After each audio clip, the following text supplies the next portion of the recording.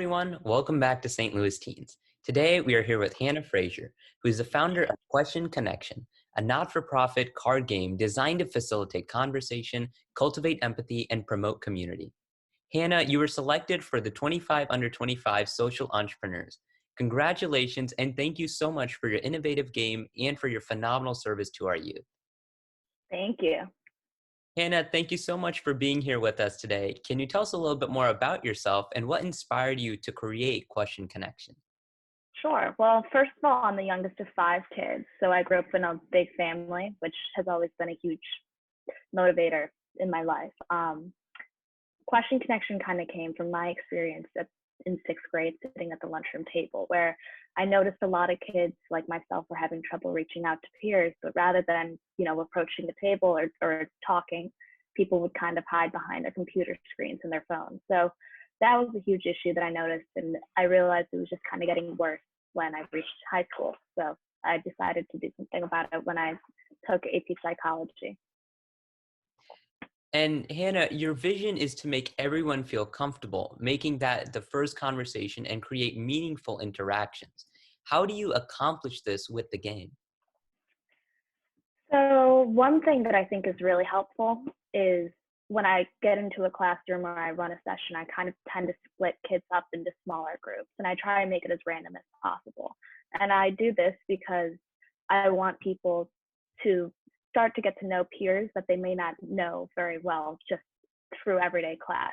Um, so I think the beginning is, of course, just getting kids in a setting where they're not necessarily extremely comfortable.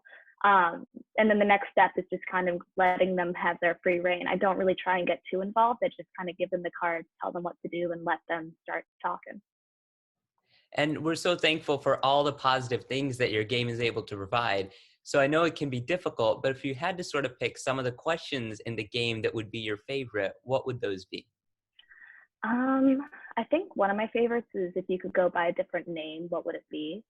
I also really like, show us your favorite dance move or tell us your favorite joke. I think those are probably my top three. Hannah, can you share with us some of the success stories of the game and the people that have enjoyed the game and made those meaningful connections? Well, this is one story I usually share. I was working at a Boys and Girls Club locally near me, and one of the kids was just really not participating. He was very stubborn, and I was talking to the program coordinator, and they were like, "Oh yeah, he doesn't really participate much." So it definitely took a lot of work, and I was there for around an hour and a half. And by the end, he was actually participating and even asked if he could keep, a rubber band, which is what I use for packaging. So it was very cool to see him open up and the kind of the transformation within him. And I think it's just really applicable to other groups that I've been working with too. I think it's is really representative of how just a conversation can do so much. And I think that story and all the others that the game has affected are so inspiring to learn about and to really understand. I have to ask now, with the onset of the pandemic, how has the sale of Question Connection changed? And do you see a role of the game in helping people maintain and take care of their mental health through having those meaningful conversations and connections? Yeah, definitely. I was this high school senior last year, so I kind of noticed within my own education how different things were and how isolated I felt just without being able to walk down the halls or say hi to friends. So I think there's definitely been a rise in isolation, and what I've been trying to do is get the game out there as much through a PDF version. So it's definitely being popular through it's been popular through different kind of programs that we've been running online, like Zoom, just like this kind of. And that's just kind of what we're seeing. So it's a big change because usually I like to get kids in person talking to one another, but unfortunately that's not possible right now. And now with the pandemic, so many things are shifting online. And I saw that Question Connection is available both as a physical game and online. Can the online version be played by two or more players remotely? Yeah, so what we've been doing is just kind of having one person with a physical deck or everybody with the PDF version. And you can just kind of flip through like you would with a physical deck. You just kind of show it to the camera, or someone will just read aloud a question from their own computer screen, and that's kind of how it goes.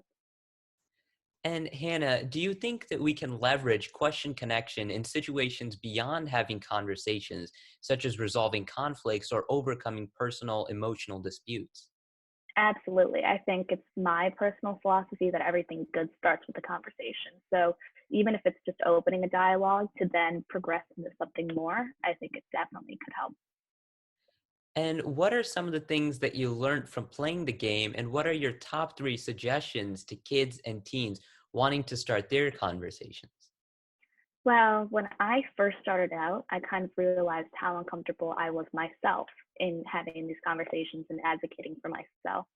So that's one of the biggest things I've learned from playing the game, but also from starting the game. And my top three suggestions for people wanting to start their own conversations would probably just be to reach out. Don't be afraid to reach out. Um, it's always important to just take that first step, and it might feel like a huge struggle just because of the way that we kind of are in this 21st century with our phones. But I think just the first step is just to reach out. And I think that message really rings true and is really inspiring, especially because so many people often are uncomfortable early on to start those conversations. And I think it's so important to keep that message in mind and to try to be able to implement that. Hannah, what would your message be for teens who are aspiring to become innovators and leaders like yourself? It may sound like a crazy thing or something that's totally impossible or out of reach, but in all honesty, just put your mind to it and you'll be able to accomplish so many amazing things. Hannah, thank you so much for your phenomenal innovation and for providing a fun avenue for our youth to connect with each other. And thank you so much for your time today and answering all of our questions. Thank you. I've had so much fun. This is great.